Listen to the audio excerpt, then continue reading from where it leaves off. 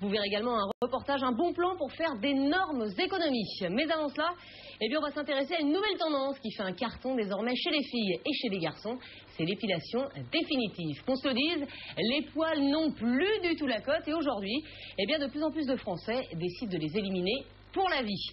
Laser, épilation électrique, lumière pulsée. Alors quelles sont les méthodes qui marchent? Combien ça coûte? Y a-t-il des risques? Un reportage au poil signé Bérénice Gilquin.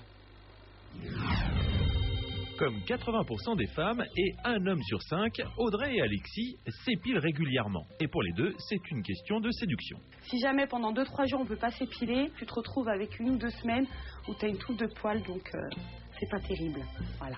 Moi, ce que j'aime pas, c'est les poils sur les épaules. Je trouve pas ça sympa. Et puis sur le bas du dos, là, c'est ce duvet et ces poils très denses en bas. Du bon vieux rasoir à la crème épilatoire en passant par la cire pour se débarrasser de leurs poils, ils ont tout essayé. Même l'épilateur électrique. Et comme à chaque fois, ça fait mal. C'est comme si c'était plein de petites pinces à épiler qui venaient tirer chaque poil un par un.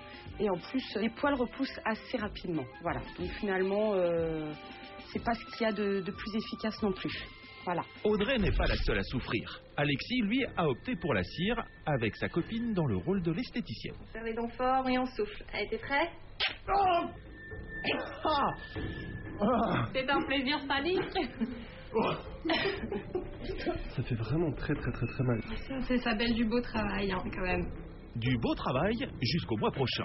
Alors pour en terminer avec cette souffrance, Audrey et Alexis ont décidé de passer à la vitesse supérieure.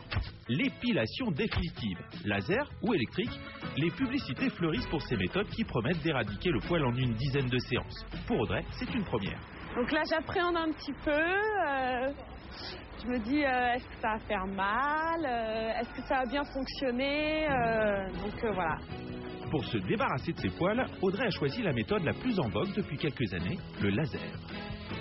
Je vais vous poser les lunettes de protection. Voilà.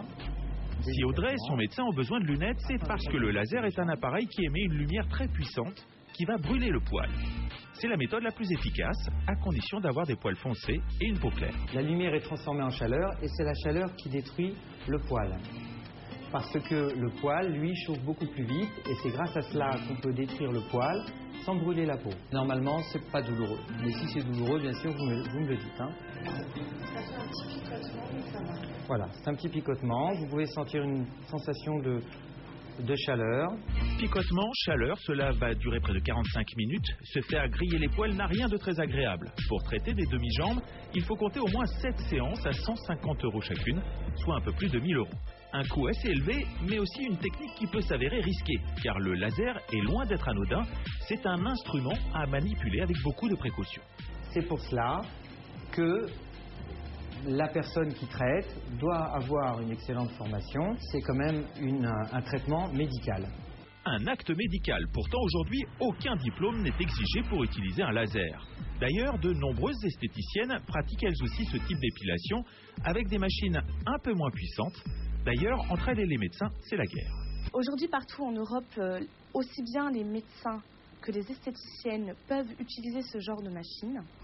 En France, les médecins sont contre et voudraient garder le monopole, alors que nous avons reçu une formation qui fait que nous sommes aptes à pratiquer la dépilation. Donc il n'y a aucune différence entre aller chez une esthéticienne et aller chez un médecin. Mais le laser peut s'avérer dangereux. Esthéticienne ou médecin, les risques existent bel et bien.